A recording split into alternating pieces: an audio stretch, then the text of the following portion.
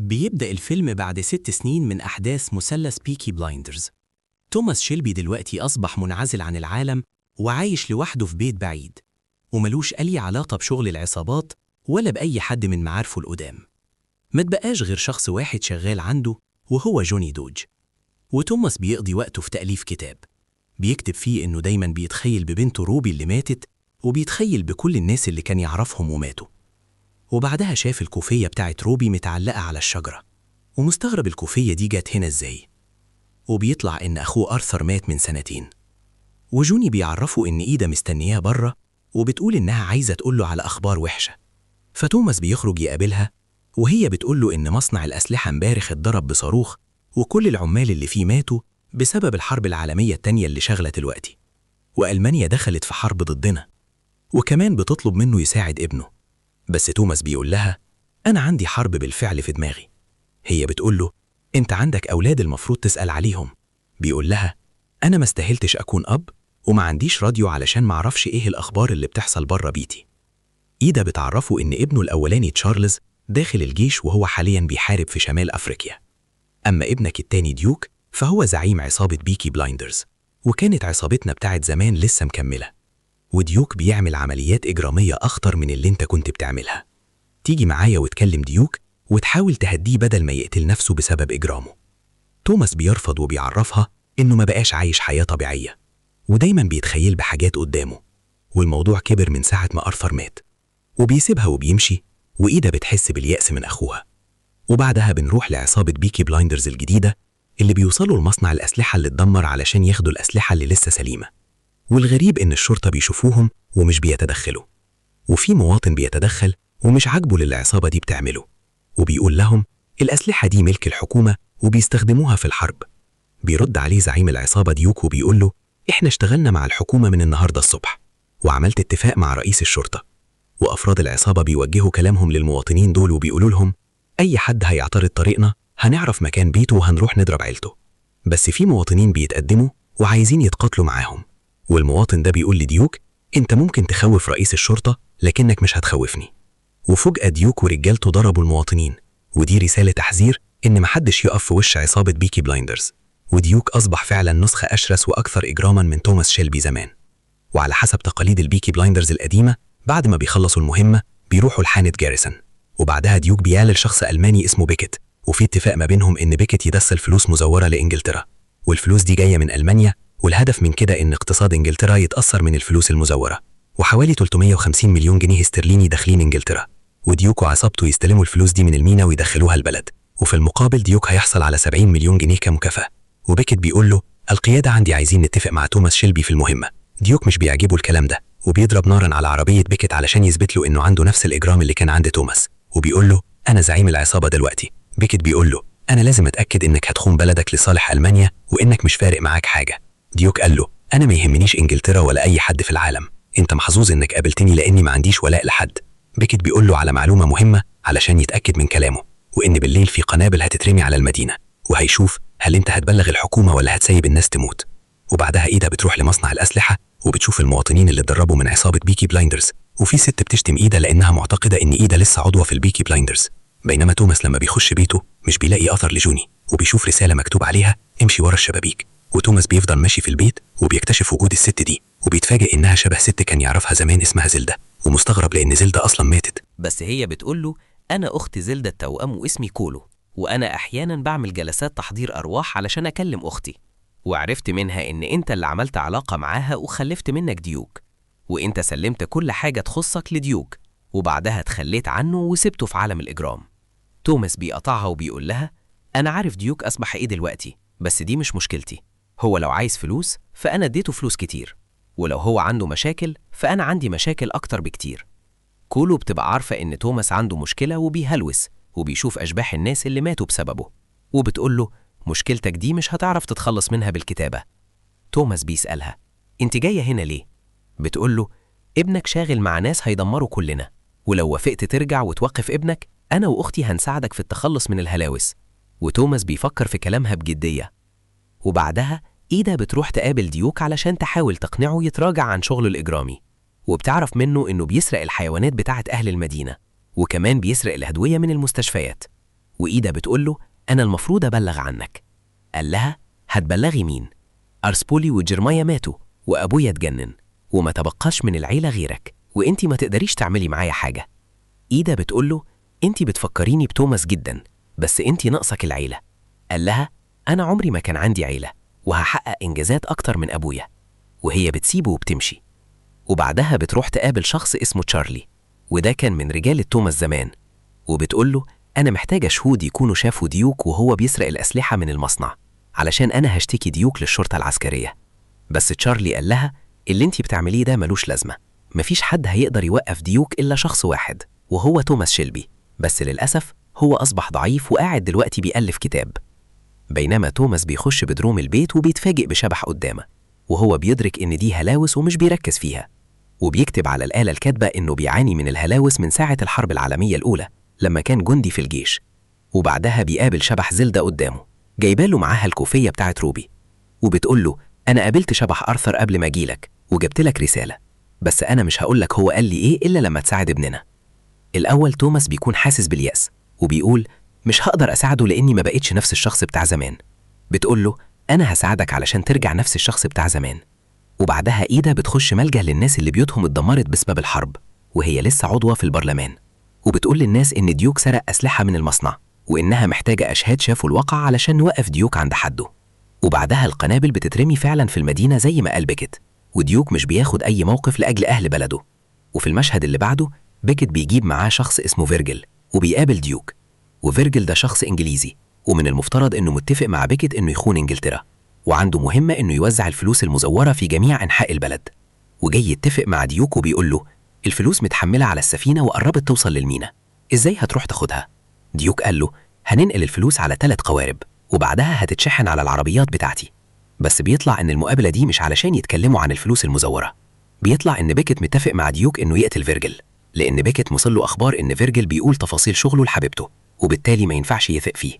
وفجأة ديوك ضرب عليه النار وقتله، وبكده بيكت بيتأكد إن ديوك مجرم حقيقي وما عندوش رحمة، وبيقول له لما ألمانيا تحتل إنجلترا هيكون ليك مكانة كبيرة جدا وهتكون محمي تماما لأنك واحد من رجالتنا. ويتفق معاه إن ديوك يروح بكرة ياخد الفلوس من المينا. وفعلا تاني يوم سفينة الفلوس المزورة بتوصل للمينا ورجال الديوك بياخدوا شنط الفلوس. وبعدها توماس وزيلدا بيتكلموا عن موت أرثر، والمعروف إن أرثر قتل نفسه. وزيلدا بتقول هلوش أخبرت شبح أرثر وقال إن الليلة اللي مات فيها ما كانتش لوحده. وبمجرد ما توماس سمع الكلمة دي بيأمرها تسكت، لأن أرثر ما قتلش نفسه زي ما الكل معتقد، ده توماس اللي قتله وتوماس حاسس بالذنب. زيلدا بتقول لتوماس أرثر مش بيلومك، وتوماس بيفتكر الليلة دي أرثر هبط بعربيته في عمود وكان شارب كمية كبيرة من المحظورات، وأنا ما كنتش قاصد أقتله، دي كانت حادثة. ومن بعد ما هو مات بقيت بشوف أشباح كتير وعقلي ما بقاش بخير. زيلدا بتهديه وبتقول عقلك هيبقى بخير لما تموت، انت ما قدرتش تنقذ أرثر وروبي بس تقدر تنقذ ابنك. بينما ديوك رمى جثة فيرجل في حظيرة الخنازير علشان الخنازير تاكل جثته. وتاني يوم توماس بيقوم من النوم وبيكون خد قرار أخيراً إنه يقابل ابنه، وبيلبس لبسه القديم ورايح يركب عربيته علشان يرجع لفيرمنغهام. وجوني بيحاول يوقفه وبيقول له انت لسه مش مستعد علشان تقابل العالم الخارجي ومش معاك أسلحة. توماس بيقول له مش مهم، أنا هسلح نفسي. فجوني بيقرر يجي معاه.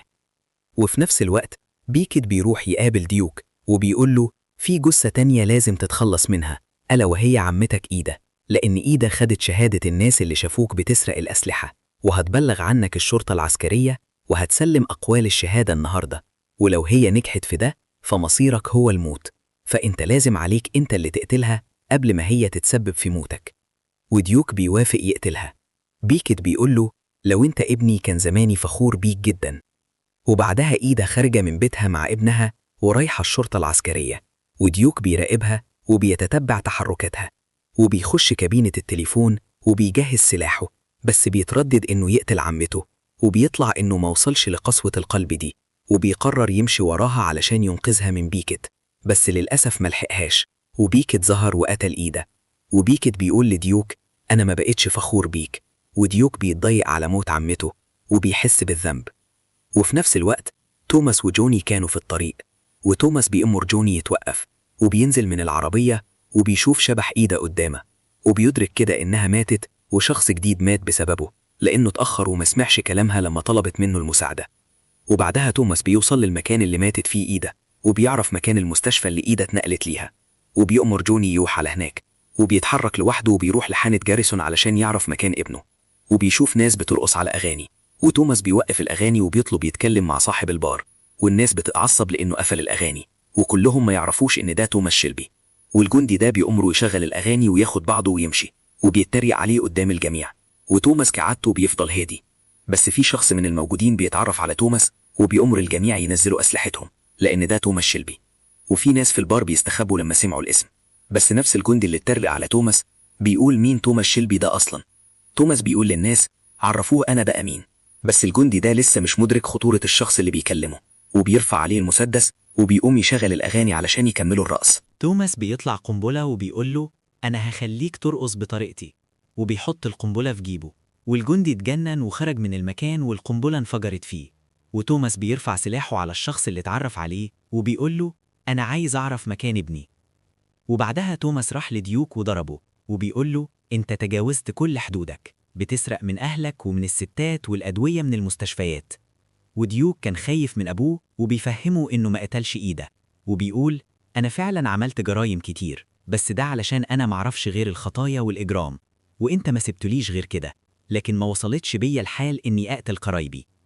وديوك بيلوم توماس على الحال اللي وصل ليه، وبيطول إيده على توماس، فتوماس ضربه وبيوقعه في وحل الخنازير، وبيأمره يتكلم ويقول مين اللي قتل إيدا.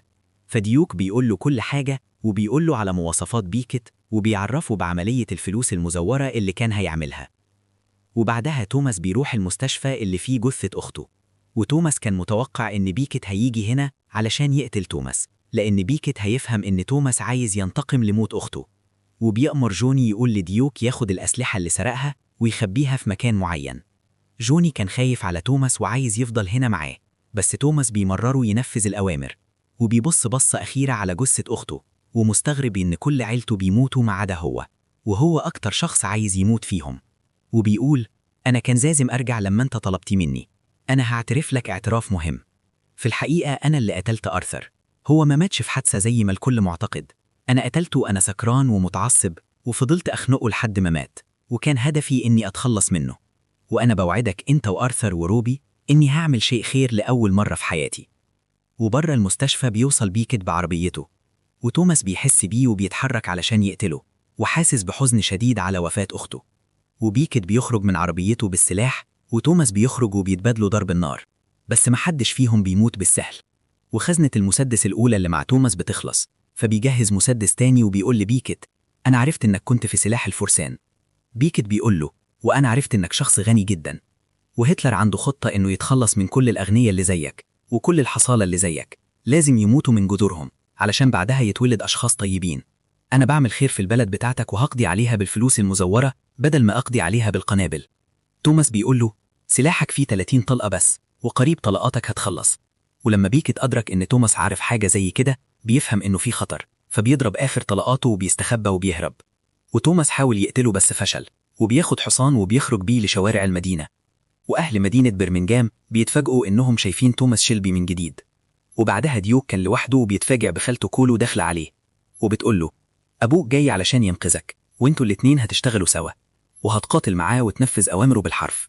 وبتديه رصاصة مكتوب عليها توماس، وبتقول له بعد ما تخلصوا مهمتكم سوا لازم تقتله، لأن هو عايز يموت، ومفيش حاجة هتقتل توماس شيلبي غير الرصاصة دي. وديوك قلقان من حاجة شبه دي ومتردد إنه يقتل أبوه.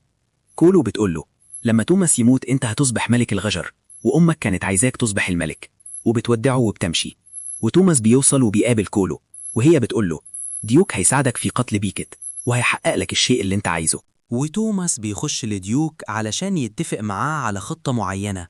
وبعدها توماس بيروح جنازة إيدا وعينيه كلها شر وغضب وعايز ينتقم لأخته أشد انتقام. بينما ديوك بيتصل ببيكت وبيقول له أنا فشلت المرة اللي فاتت، بس المرة دي عايز أعوضك. توماس عارف مكانك وعايز يقتلك وهيجيلك في مكتبك. لما هو ورجالته يوصلوا لك وإحنا على اتفاقنا هاخد منك 70 مليون. وبيكيت بيتفق معاه. وبعدها توماس بيقابل هايدن، وده واحد من العمال اللي كانوا شغالين عنده زمان، وهايدن حالياً أصبح شغال في المينا. وبيعرف توماس إنه شاف بيكيت في مستودع قريب من المينا، وده المستودع اللي فيه الفلوس المزورة، وقدرت أجيب خريطة المستودع وفيها كل مداخل ومخارج المستودع. توماس بيقول له أنا عايزك معايا في المهمة دي. هايدن سأله إيه هدفك بالظبط؟ توماس قال له عايز أقتل بيكيت وأنقذ البلد من الفلوس المزورة، ولما ننجح في المهمة دي محدش هيجيب سيرتنا، ومحدش هيعرف أصلاً إننا أنقذنا البلد، بس على الأقل هنبقى عملنا حاجة كويسة لبلدنا. هايدن بيقول له الألمان بيحاربوا بلدنا من مدة طويلة، فليه ما دخلتش من بدري؟ توماس بيقول له كنت مشغول مع دماغي لأني بشوف أشباح. وبعدها ديوك ورجالته بيوصلوا، وتوماس بيعرف ديوك على هايدن، وهايدن بيقول أنا سمعت إن ديوك أسوأ من أبوه. توماس بيقول له بس أنا واثق فيه.